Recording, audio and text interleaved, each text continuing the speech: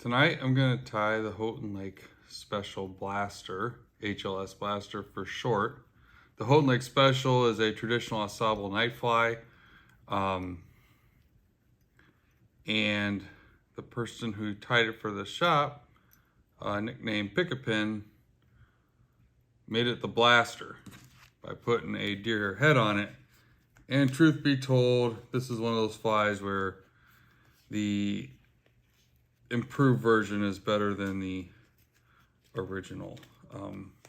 They both have their place, but this one I think catches more and bigger fish. Thus, I consider it to be a better fly. So we're going to tie this one on a 2461 Daiichi, which is a great hook. One of the hooks I trust for night fishing. There are really only two.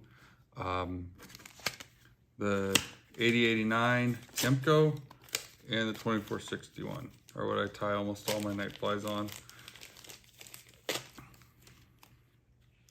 So one of the keys with this fly is to have a pretty robust body.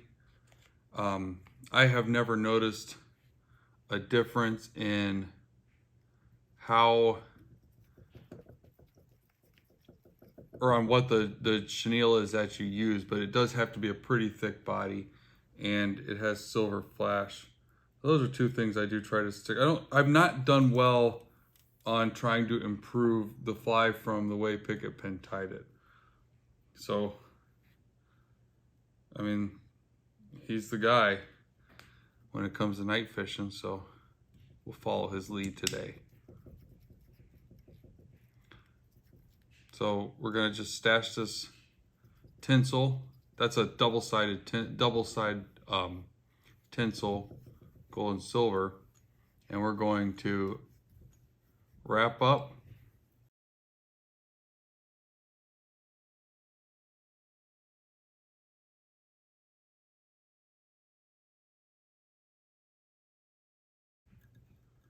You may wonder why when I do these videos I don't use the rotary option, but it's because the way I have my my back display on there, it is cumbersome, so I don't do it. There we go, close enough. We'll cover the rest up. Night fishing, if you're losing flies, you're doing it wrong. Short cast, middle of the river. This fly likes to be fished on the downstream swing. And then our bucktail here, we're gonna put some white on. Bucktail is a twisty material, so it'll want to twist on the hook. And anybody who's tied with bucktail knows that. So first I try to do is take up more space with it, and I'll peel it back and come into the tip some. And then come back through the tips. And I really think that does help lock it down. All right. And then we'll chuck some brown on there.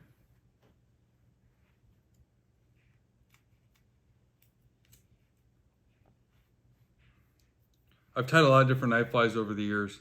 And one thing, and the reason I think this one's more successful than the original is because it has a target to it. And what I mean, I think that it helps to give the fish something to aim for. Like, where are the calories at in a fly?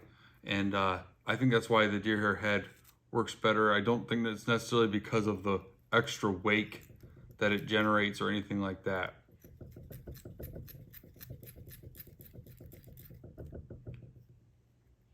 We're gonna, again, we'll peel it back, get into the tips some. All right, we got ourselves a start here. This is not a pretty looking fly. At least not the way I'm tying it. Now, now for all the hard stuff. We're gonna put a deer hair collar on, and you can see we got a lot of bulk forming there.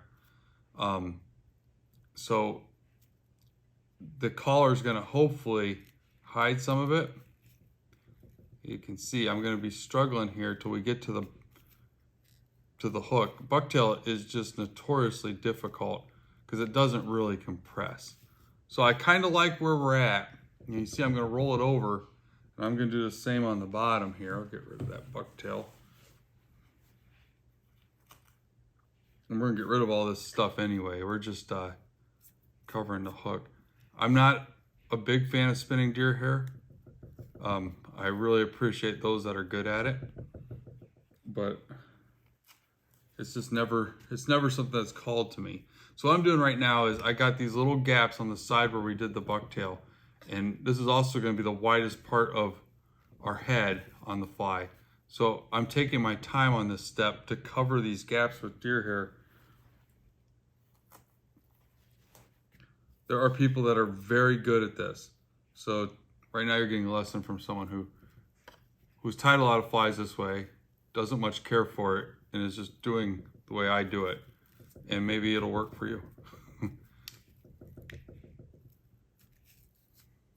Okay, everything's on the hook at least.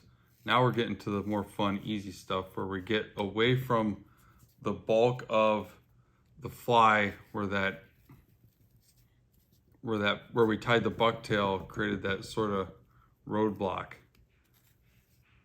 So when you're tying this fly yourself, you just got to get to this ugly spot here, and then we'll make it look pretty. And now we're going to try to spin it proper here. Let's see. Around, and just let her spin. There we go. See, that's more fun. When you get away from that bucktail, it's more fun. Packers are nice for this, where you just pack. You can usually do it with your fingers and really get it to pack down. We'll do another one here. Same thing. Now we're in the fun stuff and we're spinning. So I kind of go, I put it away from me. The butts go away from me over the eye. And I soft wrap down, soft wrap again, and let it spin. Eventually it'll spin. There it goes. And then I pack it in.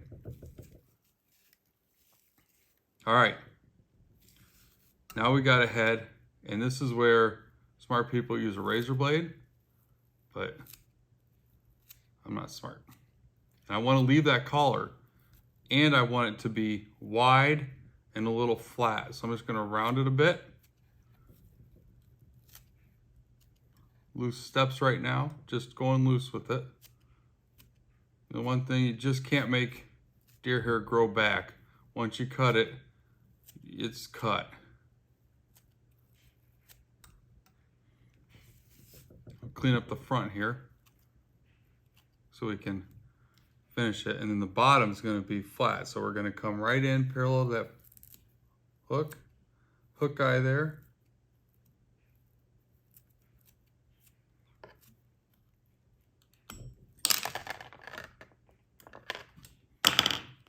Flip her over, clean it, and we're going to cut this bottom.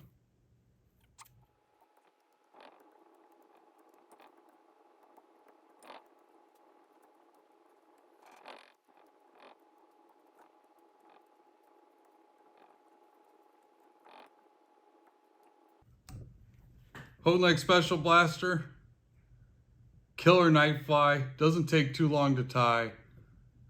It sure does get the job done after dark.